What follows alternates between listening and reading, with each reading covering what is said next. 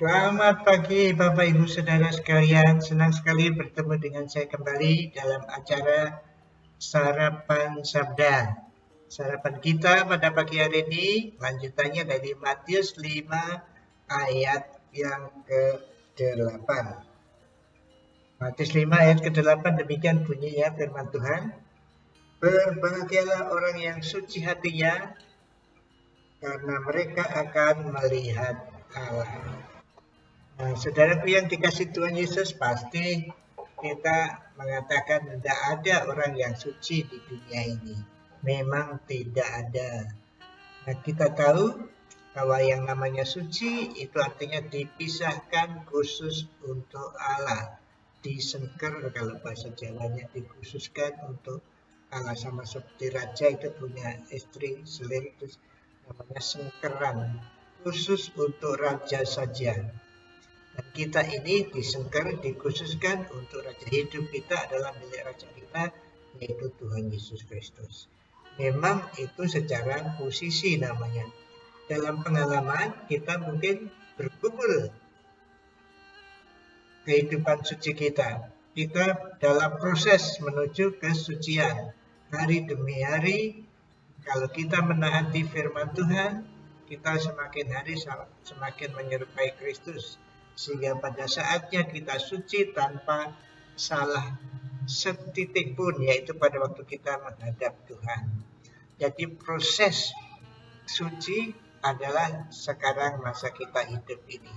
Tapi dari sudut pandang Tuhan, kita sudah suci oleh karena ditutup oleh darah Tuhan kita Yesus Kristus yang mati untuk dosa-dosa kita.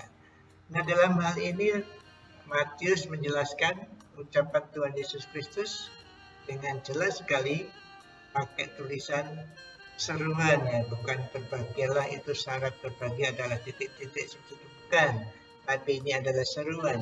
Oh, alangkah bahagianya orang yang suci hatinya, karena mereka akan melihat Allah. Pasti orang yang sudah percaya kepada Tuhan Yesus pada waktu dipanggil Tuhan nanti ketemu, melihat muka dengan Tuhan Yesus yang sekarang sudah duduk di sebelah kanan Allah. Itu nanti pasti. Tapi melihat Allah dalam hal ini di sini di dalam kehidupan sehari-hari, kita bisa juga dalam arti kita bisa menyadari atau mengakui bahwa apa yang kita lihat, apa yang kita alami itu atas kuasa Allah, atas kehendak Allah. Itu hanya dapat dilihat kalau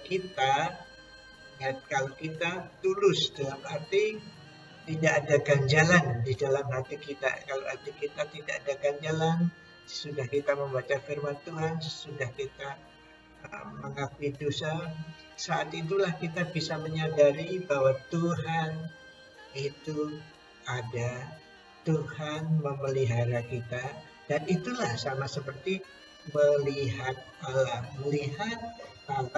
berkarya dalam kehidupan kita. Kalau dalam hati kita penuh dosa, perlu iri hati, akan sulit sekali mengerti seperti itu, mengerti apa yang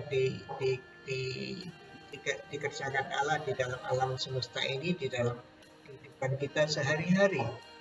Jadi suci dalam arti di sini adalah yang menaati Allah atau yang menyadari bahwa sebetulnya tidak bisa hidup suci. Jadi kalau orang menyadari bahwa jujur terhadap Allah Tuhan, inilah saya seperti ini, maka saudara dapat melihat karya Allah di dalam hidup saudara, atau di dalam hidup orang lain, di dalam hidup orang-orang yang telah berkarya bagi saudara dalam keselamatan.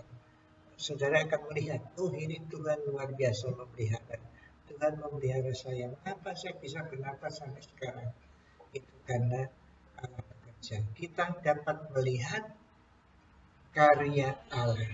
Dan pada akhirnya, kembali lagi tadi nanti, pada akhirnya kita pada waktu kita menghadap Tuhan, kita sudah tanpa dosa sama sekali, suci, bersih sama sekali, dan saat itulah kita melihat muka